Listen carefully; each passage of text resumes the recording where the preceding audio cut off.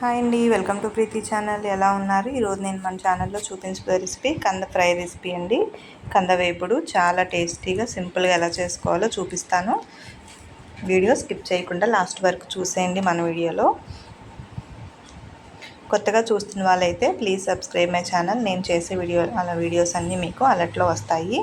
ముందుగా కందను శుభ్రంగా ముక్కలుగా కట్ చేసుకొని క్యూబ్స్ లాగా వీటిని సాల్ట్ వాటర్లో ఒక 2 టైమ్స్ కడుక్కోవాలండి శుభ్రంగా. వీటిని ఏమి ఉడకబెట్టాల్సిన పని లేదు, మనం డైరెక్ట్గానే కర్రీ వండేసుకోవచ్చు. కొంచెం పసుపు సాల్ట్ వేసి కడుక్కోవాలి. ఇప్పుడు మీడియం సైజ్ ఉల్లిపాయ 2 పచ్చిమిర్చి కట్ చేసుకొని పక్కన పెట్టుకోవాలి. స్టవ్ మీద కడాయి ఆన్ చేసుకొని డీప్ ఫ్రైకి సరిపడా ఆయిల్ తీసుకొని తాలింపు దినుసులు, పప్పు దినుసులు, ఆవాలు, జీలకర్ర, కొంచెం ఎండుమిర్చి ఫ్రై చేసుకోవాలి. అలాగే కొంచెం కరివేపాకు, పచ్చిమిర్చి, ముందుగా కట్ చేసుకొని ఉల్లిపాయ ముక్కల మిశ్రమాన్ని వేసి కాస్త ఫ్రై చేసుకోవాలి.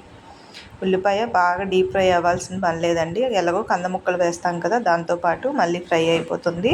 కొంచెం ఫ్రై అయ్యి కాస్త మెత్తబడుతుంది అనగా మనం ముందుగా కడిగి శుభ్రం చేసుకున్న కంద ముక్కల మిశ్రమాన్ని కూడా వేసేసుకోవాలి. చూడండి, ఉల్లిపాయ ట్రాన్స్లేట్ అయింది. ఇప్పుడు కంద ముక్కల్ని యాడ్ చేసేసుకుందాము. చూసారు కదా, ముక్కల మిశ్రమం అంతా కూడా వేసేసుకొని ఉల్లిపాయ ముక్కల మిశ్రమం అంతా పప్పు దినుసులు అవి పైకి వచ్చేలాగా బాగా కలుపుకోవాలి. ఉల్లిపాయ అడుగునుంటే మళ్ళీ అదొకటే ఫ్రై అయిపోతుంది, మనకి ముక్కలతో పాటు ఫ్రై అయితే సరిపోతుంది.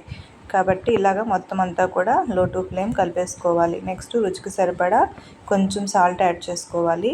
ఆల్రెడీ మనం సాల్ట్ వాటర్తో కడిగాం కాబట్టి సాల్ట్ చూసేసుకోవాలి.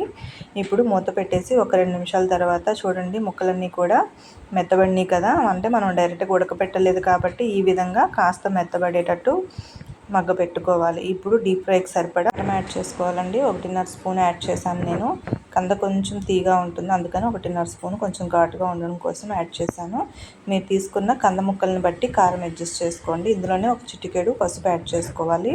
నెక్స్ట్ ధనియాల పొడి ఒక 1/2 స్పూన్ యాడ్ చేసుకుంటే ఫ్లేవర్ చాలా బాగుంటుందండి కంద కాంబినేషన్కి.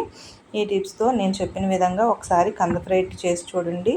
పప్పుచారులోకి కానీ రసంలోకి కానీ చాలా బాగుంటుంది. ఉత్తన్నంలో కూడా ఫ్రైని కలిపేసుకుంటే చాలా టేస్టీగా ఉంటుంది.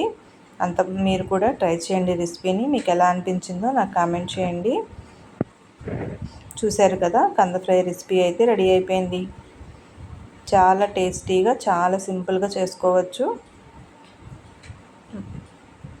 ఫ్రై అయిన తర్వాత ఇంక దింపేసే ముందు జస్ట్ ఒక 2 టైమ్స్ అట్లాగా టాస్ చేసుకుంటూ ఒక 2 నిమిషాలు హై ఫ్లేమ్ మీద ఫ్రై చేసుకుంటే క్రిస్పీగా ఫ్రై అనేది రెడీ అయిపోతుంది. చూసారుగా, రెసిపీ మీకు ఎలా అనిపించిందో నాకు కామెంట్ చేయండి. మీ ఫ్రెండ్స్కి కూడా షేర్ చేయండి.